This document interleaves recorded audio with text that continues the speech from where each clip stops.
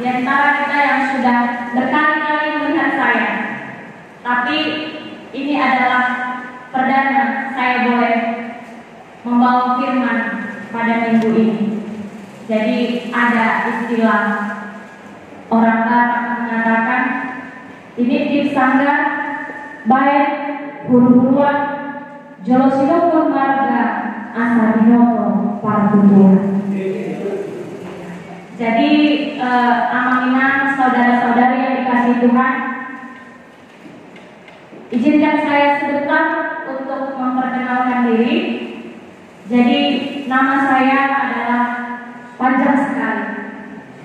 Namanya Sonia Dora Permatasari Bornenggolan. Jadi panggilan saja Sonia Bornenggolan. Kalau Ibu Boru Tarigan, kami 6 bersaudara, 4 laki-laki, 2 perempuan. Saya anak yang kedua dari 6 bersaudara. Jadi kalau ibu saya sudah meninggal 3 tahun yang lalu, tepatnya bulan 9 tanggal 25 tahun 2019. Jadi kami marhuta di Perbaungan, itu Medan, Perbaungan, Kabupaten Serdang Bedagai, dan kami berkuliah di GKPI Pertuaran Hulu, Resort Pagar Jati, Serdang 1 Lubuk Pakam. Jadi kepada Bapak Ibu, saudara-saudari, jika hendak berjalan-jalan ke Medan, bolehlah singgah di Gubuk Derita Kamu. Jadi itu aja perkenalan singkat dari saya. Jika ada nanti yang marpariban, marbapak tua, bapak muda, marnambor, nanti setelah season berikut ini kita markompur, martawar. Jadi itulah perkenalan singkat dari saya. Bapak Ibu saudara yang dikasihi Tuhan, firman Tuhan yang menyapa kita pada minggu ini, minggu ke-11 setelah Trinitatis. Mari kita buka Alkitab kita dari Matius pasal yang ke-16 ayat yang ke-21 sampai ayat yang ke-28. Matius pasal yang ke-16 ayat yang ke-21 sampai ayat yang ke-28. Beginilah firman Tuhan.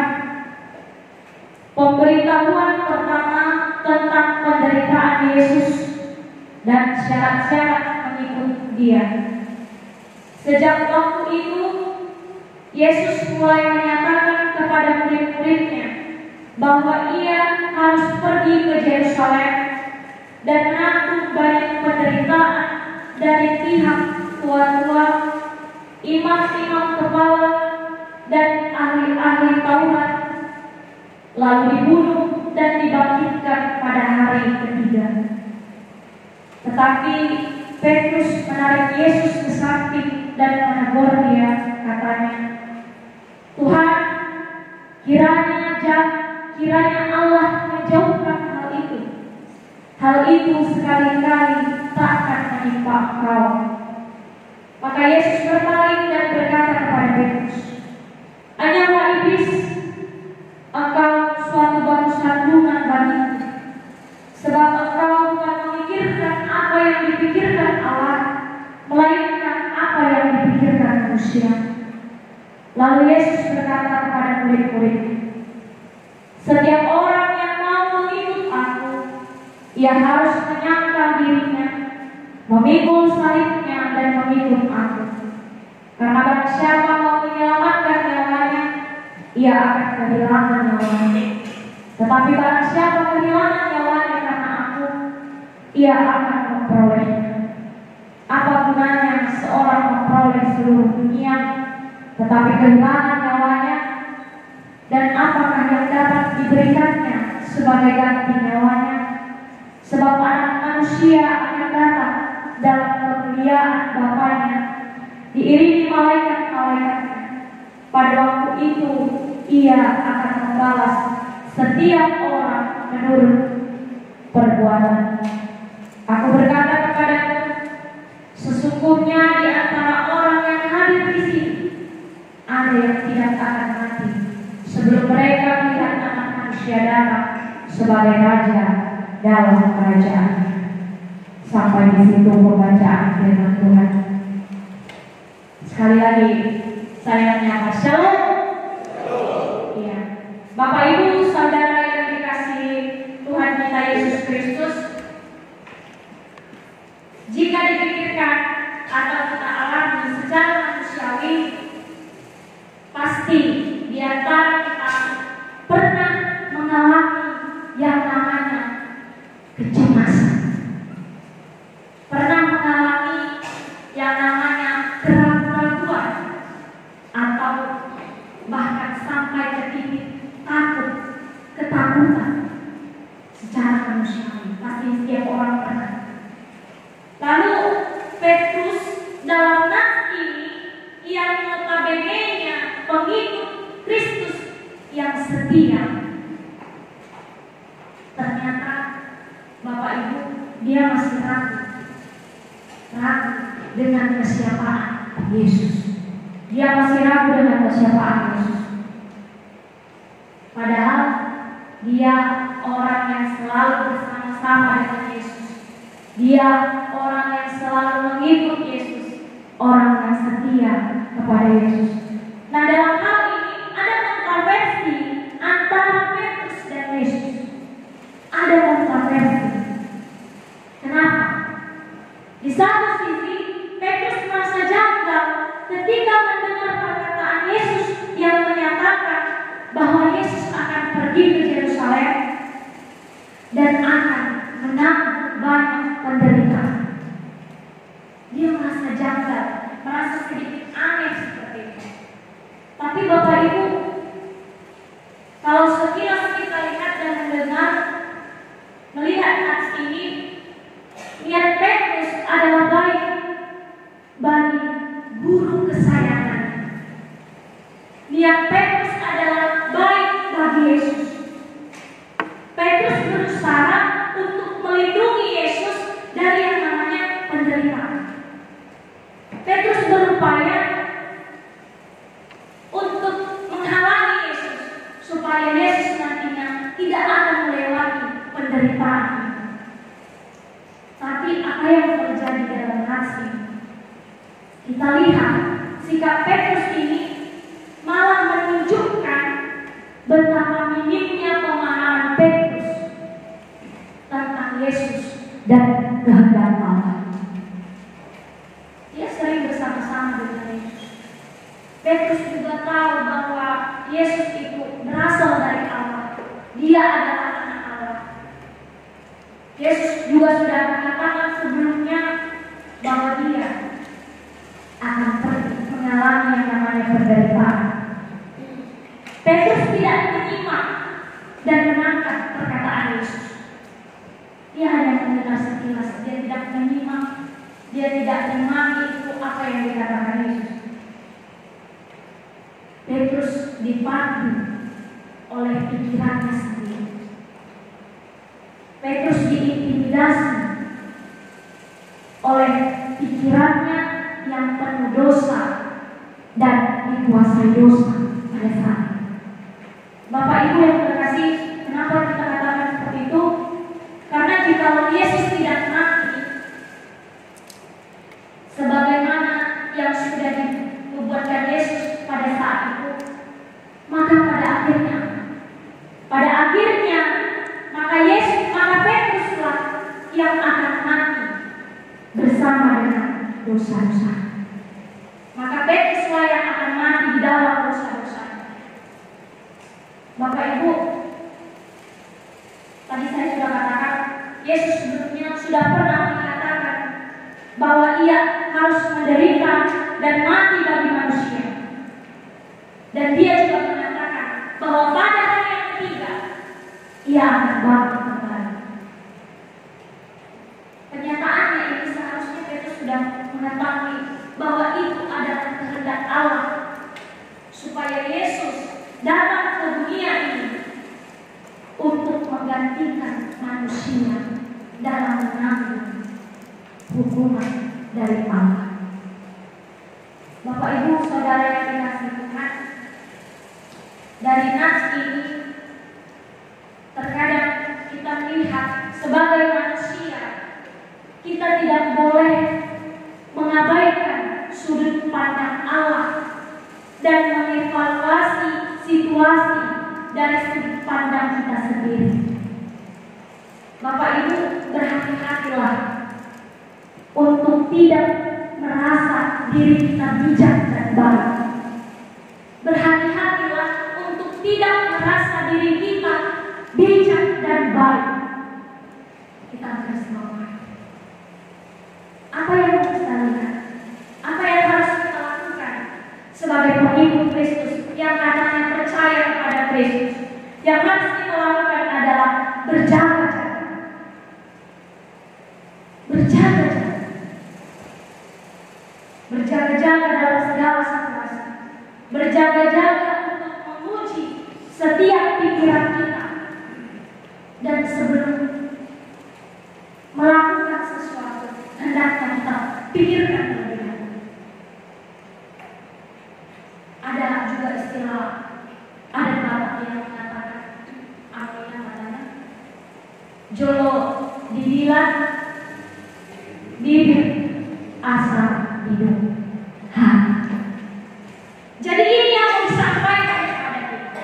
Hendaknya kita berhati-hati dalam bersikap, dalam mengambil suatu tindakan agar tidak merugikan pihak lain, agar tidak mengecewakan pihak lain, agar tidak ada orang yang sakit hati karena tingkah laku kita, karena gerak-gerik kita, karena lirikan mata kita, dan lain sebagainya.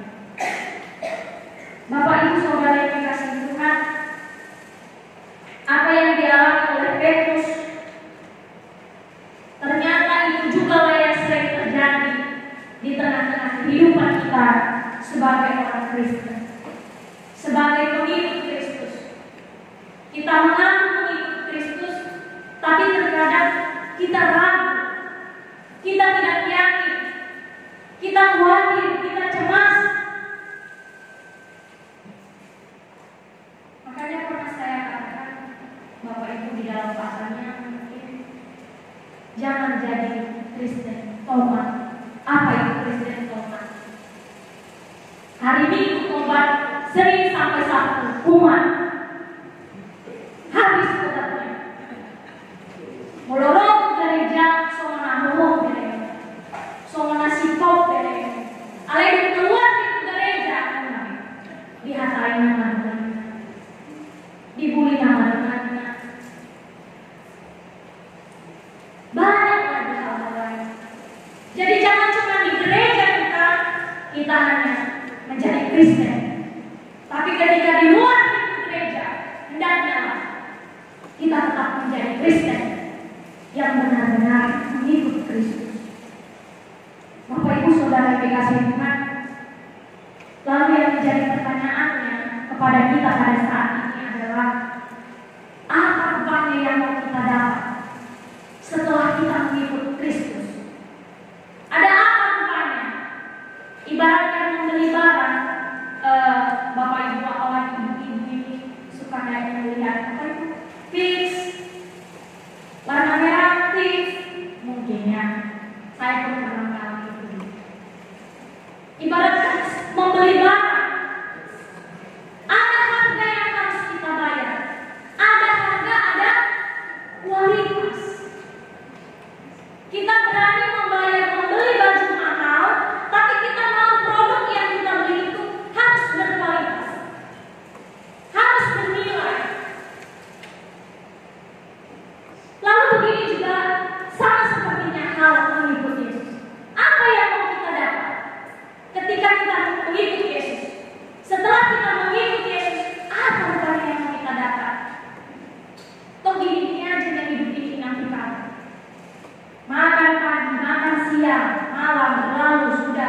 lagi seperti itu. Tak ada makna dan tujuannya kalau kita mengatakan seperti itu.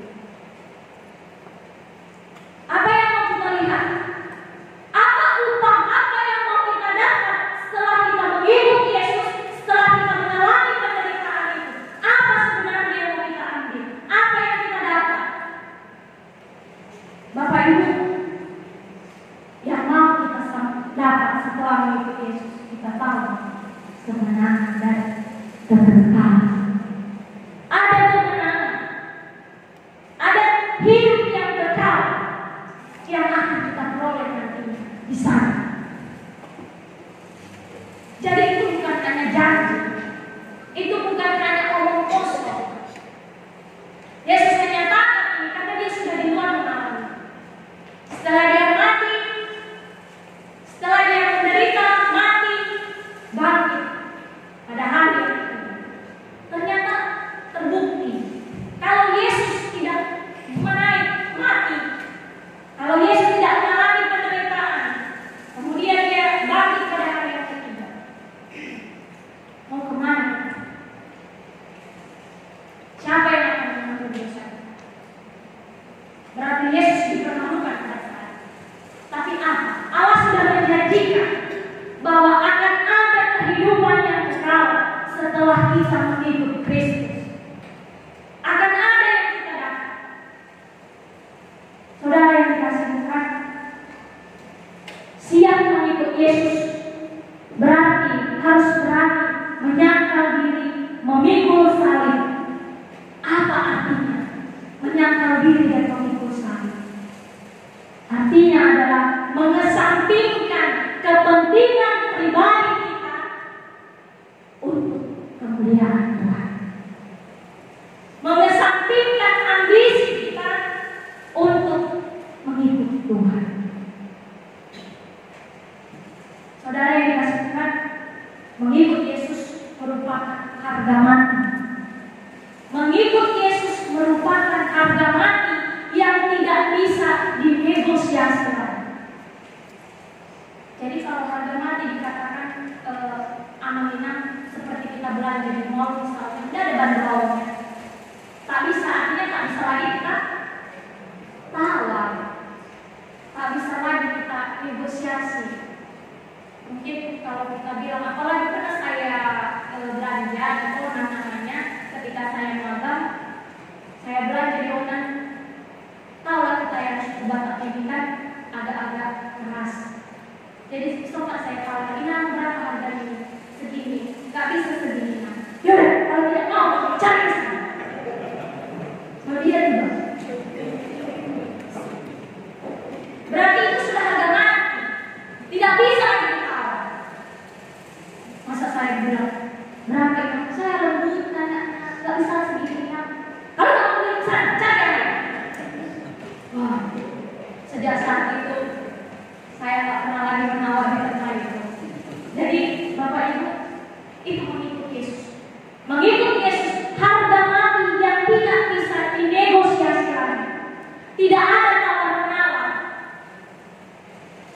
Karena apa? Kita sudah ditebus melalui darahnya yang kudus. Makanya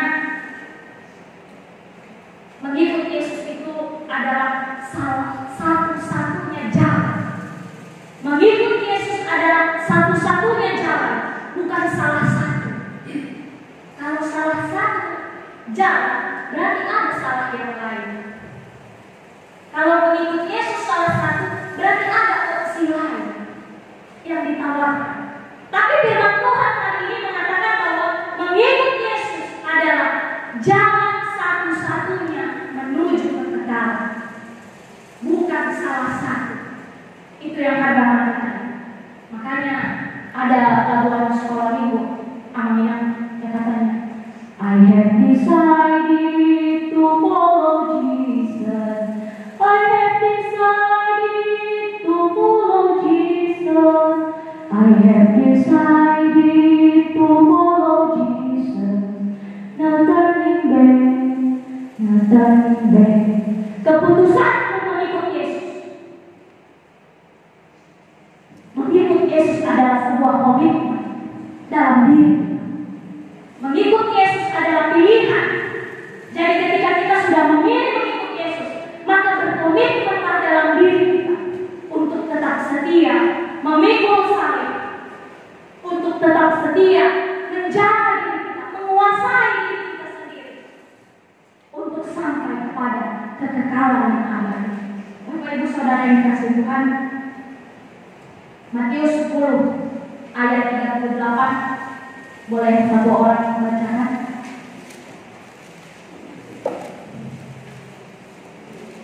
Matius 10 ayat 38.